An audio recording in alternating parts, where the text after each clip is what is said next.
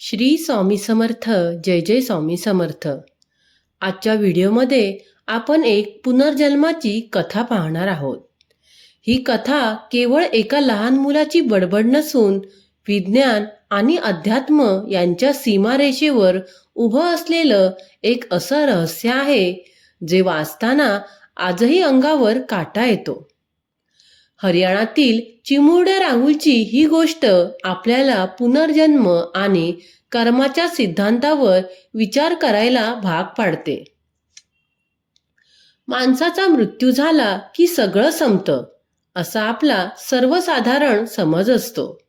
पण जगाच्या पाठीवर अशा काही घटना असतात ज्या विज्ञानाच्या सर्व कसोट्यांना छेद देतात. अशीच एक थरकाप उडवणारी पण तितकीच भावनिक सत्यकथा हरियाणातील एका छोट्याशा गावात घडली. ही गोष्ट आहे राहुल नावाच्या एका 3 वर्षाच्या मुलाची, ज्याने आपल्या जुन्या आयुष्यातील स्मृतींना उजाळा देऊन संपूर्ण जगाला थक्क करून सोडलं. चला तर मग कथेला सुरुवात करूया.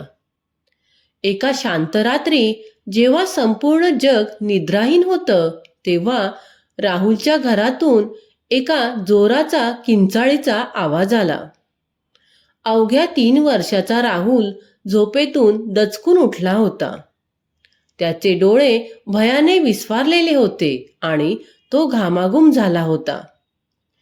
त्याची आई त्याला जवळ घेऊन शांत करण्याचा प्रयत्न करत होती, पण राहुल जे बोलत होता ते ऐकून कोणाचेही हातपाय थंड पडले असते. तो रडत ओरडत होता, माझी सीमा कुठे आहे? माझी मुलं मोहन, गुड्डी आणि राधा कुठे आहेत? मला माझ्या घरी जायचं आहे. त्याच्या आईवडिलांना सुरुवातीला वाटलं की त्याने एखादं वाईट स्वप्न पाहिलं असेल, पण जसे दिवस गेले तसं राहुलचं वागणं अधिकच अनाकलनीय होऊ लागलं. तो सांगू लागला की त्याचं नाव राहुल नसून कृष्ण आहे. त्याने आपल्या जुन्या घराचं इतकं अचूक वर्णन केलं की जणू तो आत्ताच तिथून चालत आला असावा. त्याने आपल्या मृत्यूचा प्रसंगही सांगितला. सायकलवरून जात असताना एका भरधाव ट्रकने त्याला कशी धडक दिली आणि त्याच्या छातीवर ट्रकचं चाक कसं गेलं हे सांगताना तो आजही वेदनेने कळवळायचा. राहुल केवळ नाव सांगून थांबला नाही, तर त्याने आपल्या जुन्या घराचा पूर्ण नकाशाच मांडला. तो सांगायचा की त्याच्या घराच्या अंगणात एक मोठं कडुलिंबाचं झाड आहे. त्या झाडाच्या मुळापाशी एका विशिष्ट दगडाखाली त्याने घराच्या पेटीची किल्ली लपवून ठेवली आहे. घराच्या एका कोपऱ्यात राम सीतेचा फोटो आहे. उंबरठ्यावर एक लाल धागा बांधलेला आहे आणि अंगणातला तो लोखंडी नळ जो आता थोडा गंजला असेल. या सर्व गोष्टी तो इतक्या आत्मविश्वासाने सांगायचा की घरचे लोक काळजीत पडले. राहुलचे वडील जे सुरुवातीला या गोष्टींकडे दुर्लक्ष करत होते, त्यांना आता या रहस्याचा छडा लावणे भाग होते. त्यांनी राहुलने सांगितलेल्या गावाचा शोध घेतला. राहुल ज्या गावाचं नाव घ्यायचा ते गाव तिथून बऱ्याच मैल दूर होतं.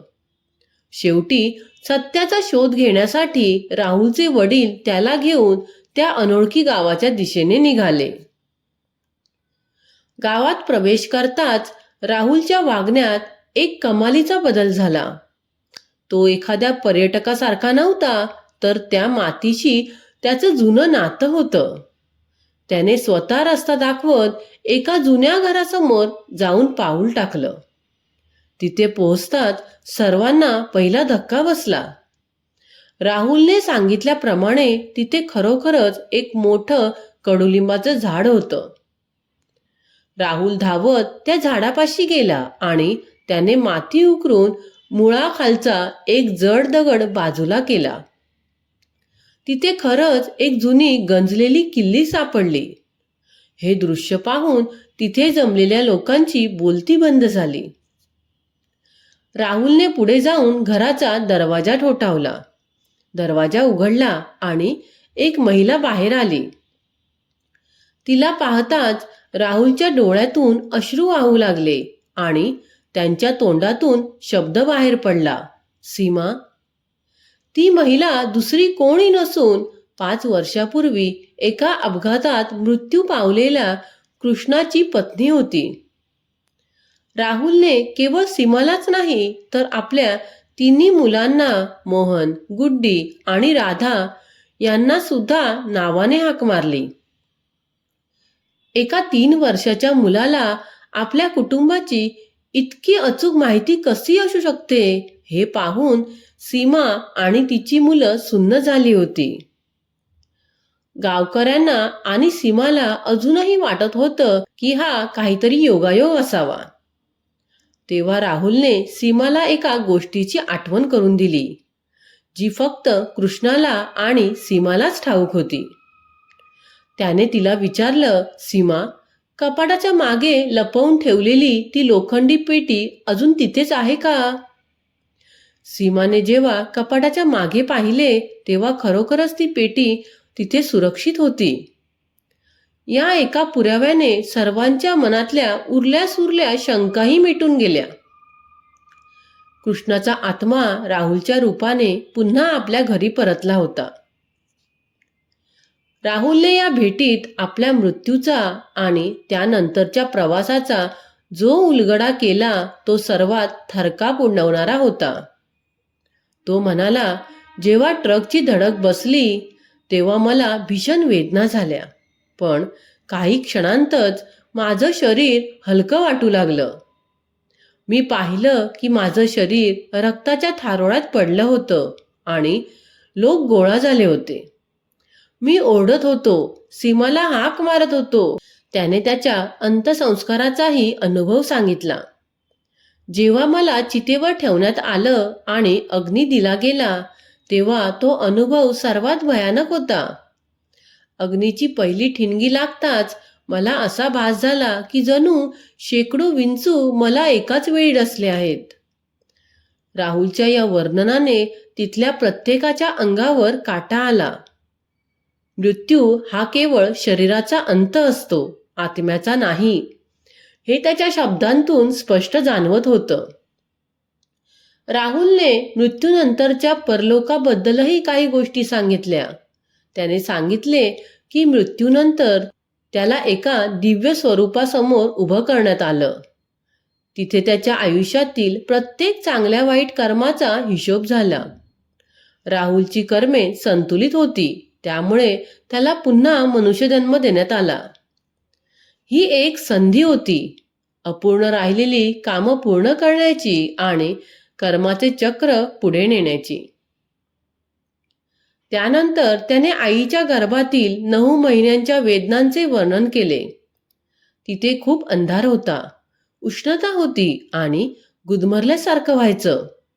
हळूहळू जुन्या आयुष्यातील स्मृती पुसट होऊ लागल्या, पण सीमा आणि मुलांच्या आठवणी इतक्या खोलवर होत्या की त्या पुसल्या गेल्या नाहीत. राहुलची ही पुनर्जन्माची कथा आजच्या आधुनिक युगात आपल्याला थक्क करून सोडते.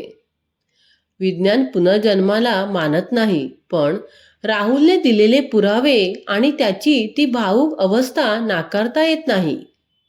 हे सत्य आहे की आपण केवळ हा देह नाही, तर आपण एक ऊर्जा आहोत जी कधीच नष्ट होत नाही. राहुलच्या रूपात कृष्णाने पुन्हा जन्म घेतला, पण नियतीचा खेळ बघा. या जन्मात तो आपल्या पत्नीला आणि मुलांना केवळ भेटू शकत होता. त्यांच्यासोबत पूर्वीसारखा संसार करू शकत नव्हता. ही कथा आपल्याला हेच शिकवते की आपले कर्म कधीही संपत नाही आणि नात्याचे बंध मृत्यूच्या पलीकडेही टिकून राहतात. राहुलच्या या अनुभवांनी जगाला हे दाखवून दिले की जगण्या मरण्याच्या पलीकडेही एक असं विश्व आहे जिथे केवळ आत्मा आणि त्याची कर्मेच महत्त्वाची असतात.